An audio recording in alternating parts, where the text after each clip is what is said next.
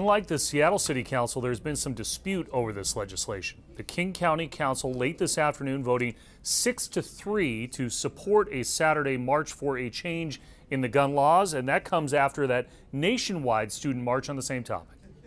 This is a public health crisis. Over 30,000 Americans are gunned down, victims of gun violence every year.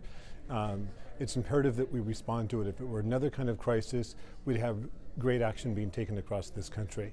That's King County Board Chair Joe McDermott, who sponsored the legislation, a motion aimed at endorsing a planned weekend march and push for Congress to pass legislation to reduce gun violence. No more silence! A handful of students testified today in support.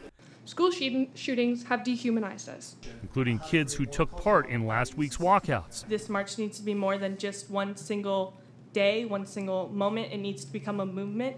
The legislation, as crafted, also notes a request for the state to repeal a preemption allowing King County and other local governments to strengthen gun laws on their own. And because of that, I will be voting no. Councilmember Kathy Lambert criticized the legislation, saying the council needs to focus on other aspects of school safety.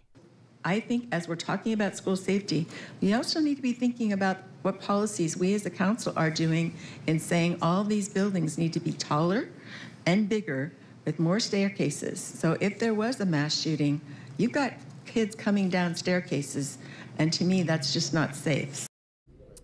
The 3 no votes on the council came from the 3 Republicans on the council: Kathy Lambert, Reagan Dunn, and Pete Von Reichbauer. Organizers say the march is scheduled for Saturday at 10 a.m. from Cal Anderson Park to the Seattle Center. Live in the King 5 newsroom, Chris Daniels, King 5 News.